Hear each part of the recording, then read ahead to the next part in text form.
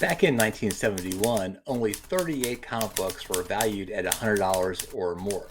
That's compared to the dozens or perhaps even hundreds of books that would sell for more than $100,000 today. How do I know all this information about the past? It's because I read the Overstreet Price Guide #1 that came out in 1971. I went through every single page looking at the most expensive comic books. And from that, I gained some amazing insight, and I'd like to share 10 observations with you. First observation: the four most expensive books back in the day held up really well. For $300, you could have had Action Comics #1. $275, you could have had Detective Comics #27. And for $250, you had your pick of Marvel Comics #1 or Superman #1. Copies of each of these books have sold for more than $1 million in recent years. Most recently, a copy of Superman #1, the Mile High copy, sold for over $5 million in a private transaction. Takeaway: at the very pinnacle of the comic book food chain, these books have been steady and strong throughout the years. However, if you go beneath the top four, things start changing. You got some heroes and you got some real duds.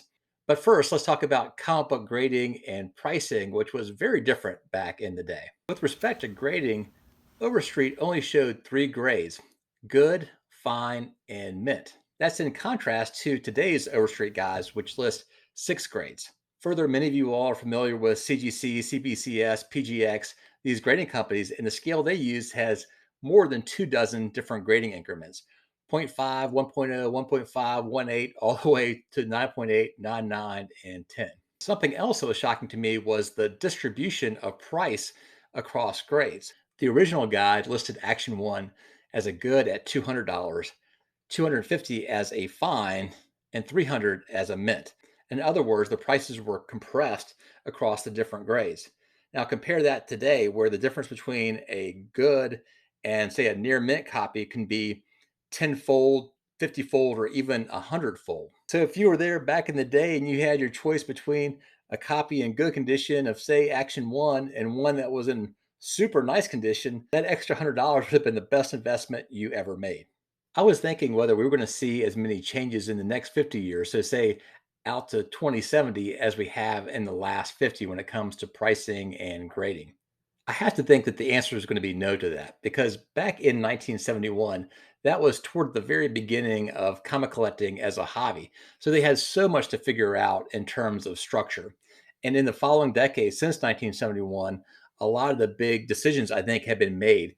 I think that the scale from zero point 0.5 to 10 is going to be around for a long time. I also see there being a big need for third party grading like we do now to have good consistency in grading. Undoubtedly, there's going to be some innovations in the next 50 years. I just don't think that they're going to be as much as was in the past 50. Looking at those 38 books, it became clear about what types of books did the best over the past 50 years. And you might have guessed this: it's the superheroes. In addition to the books already mentioned, Batman 1 and Captain America #1 have crushed the market.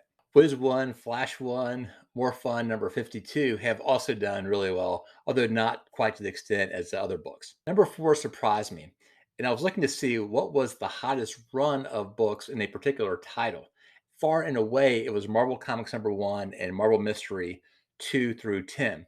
Each of these books was valued at over $100 or just slightly under $100. In other words, 1 through 10 were all treated as if they were major grails. Now, don't get me wrong, today, 2 through 10 are still really cool books and they're valuable, but they can't hold up to first appearances of major superheroes. The craziest thing I found was on page 219, and it was this insert. #5. Okay, let's start talking about duds. Essentially, non superhero characters have fallen from grace. Those featuring heroes such as Tarzan, Flash Gordon, Prince Valiant aren't doing too well in today's market. My thought here is that these characters were not native to comic books. Tarzan was introduced in 1912 via magazine. Popeye and Prince Valiant first came to the public's attention in 1929 and 1937, respectively, through a newspaper comic strip. Their likability certainly persisted through the 1970s, but you barely hear about these characters today. It makes me wonder which characters that are popular today will fall out of grace 50 years from now. Books before 1938 have also faded. And I think of these as the pioneer comic books. They're the ones that helped us transition from the newspaper comic strips to having those comics in the book format, the comic book format. While today these books are historically important and rare, demand for them has paled in comparison to their superhero counterparts. Number seven is funny. That is, number one issues were overhyped, even more so than today. Many first issues of what today would be considered esoteric titles were valued at, say, a third or a sixth of Action 1. Today, they are worth hundreds or even thousand times less in the same grade as those major keys. Sure, first issues are still valuable, but not like they were back in the day. Number eight, we'll talk about my favorite area of collecting, and that's classic covers. And apparently, it wasn't a thing back in 1971. I looked at all time greats like Suspense Comics 3, Phantom Lady 17, Startling Comics 49, Punch Comics 12, and these were selling cheap between $3.50 and $5 in nice condition. And in fact, when you looked in Guide, these books weren't even listed out separately. They were put together with books before and after them and priced the same. The only artist I saw specifically mentioned was Frank Frazetta. Apparently, he had much respect even back then.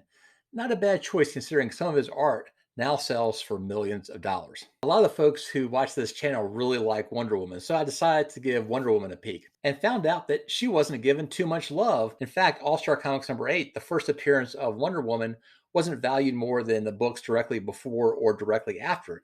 And today, it's the major key of that run. The last observation is going to interest many of you because I'll talk about the Silver Age keys. You have to remember, back in 1971, these books were basically modern. Most of them had been out for 10 years or less. What surprised me was how valuable these books were even back in 1971. And the most valuable book was Fantastic Four number 1 at $30. And by the way, I realized I made a big mistake in a previous video, and I'll tell you about that in just a bit. But right behind Fantastic Four number 1 were the first Spider-Man books. So Amazing Fantasy 15 and Amazing Spider-Man number 1 were both $16. Trailing a little bit was Showcase number 4, the first appearance of Silver Age Flash, which sold for $12. And here's where I made a mistake. In the previous video, I thought that Fantastic Four number 1 cost $12. But I screwed up because the first book listed under Fantastic Four number 1 is actually the Golden Record reprint, which sold for $12. Now, think about this because this blows my mind. The Golden Record reprint of Fantastic Four number 1 cost the same amount as the first edition of Showcase Comics number 4 and was being priced just under Amazing Fantasy 15. So to me, that blows my mind about how much the Golden Record reprint was going for. Speaking of Fantastic Four Comics number 1 and Showcase number 4, which I consider to be the most important Silver Age books, if I had $100,000, if you had $100,000, which one would you rather have and why? To address this question, I created this video, which I hope you check out. Thanks so much for hanging with me. If you enjoyed the content, consider subscribing and hope to see you around real soon.